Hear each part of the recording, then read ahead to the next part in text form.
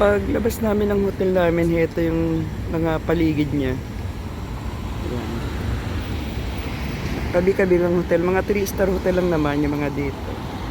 Tapos ito main road na kaagad. Paglabas ng hotel. Tapos mga kainan.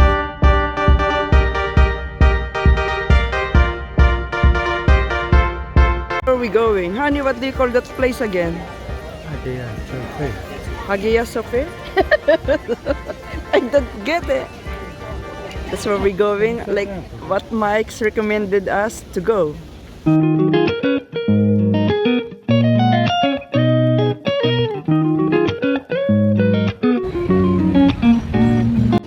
Can you believe it? It's a queue. At nagagalit na si Don Stan. Baka mawala raw ako. What?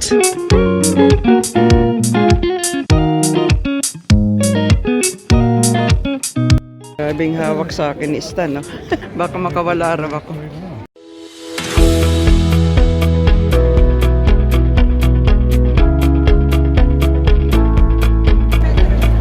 Ang laki sa loob, kaya nga lang ano siya, madilim.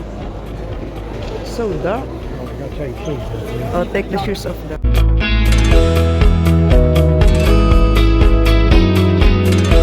Wow, gold. Silly.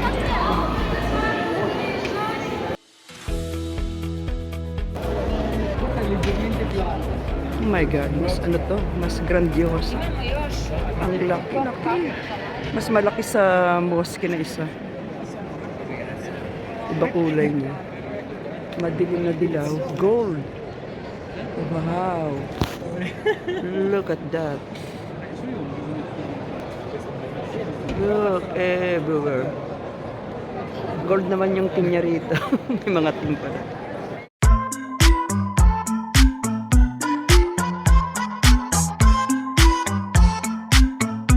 Actually, it's much bigger here. Saka mas maraming tao.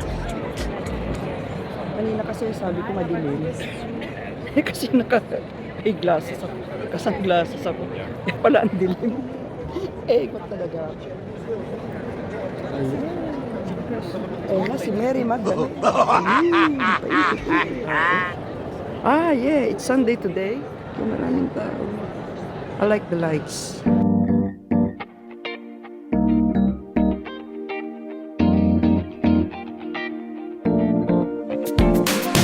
Kulay green ang carpet, pero blue sa video eh. Pero green yan.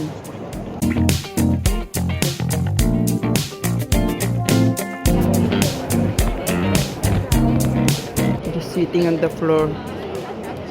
Pagod na. Ayun ako, napagod na yung mga lakotsero. Magpupuding lang kami ngayon. Ito by the seaside kami. Ganda ng restaurant. Cute siya.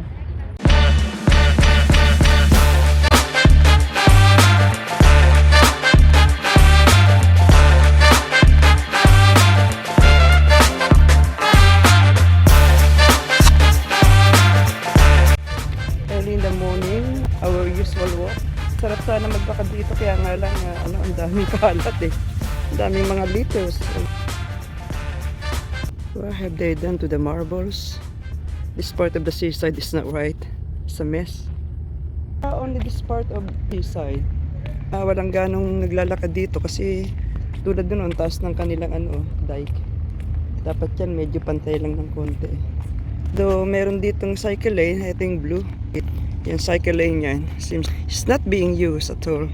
Kasi walang ganong, it's not popular kasi di mo makita yung dagat. Tamo ha. Yan yung dike napakataas, di makita, you have to climb up. We're here. Ito na po yung pinakadulo na reach na namin.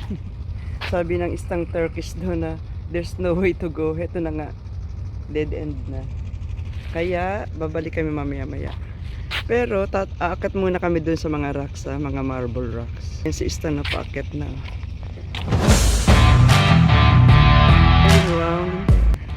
From where I sit here, I can see moss. They are everywhere.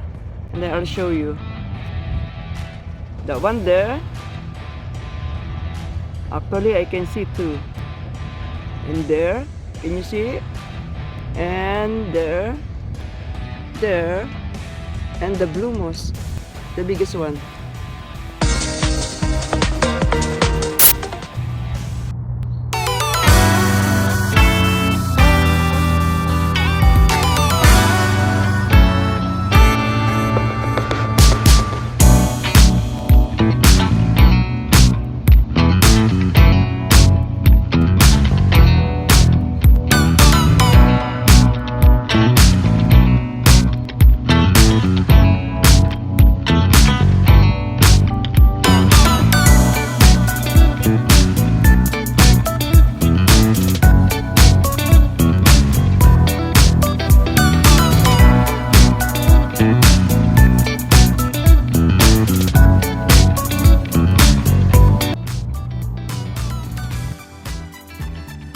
Next time po itatry ko po yung Kentucky Fried Chicken sa Turkey, Istanbul.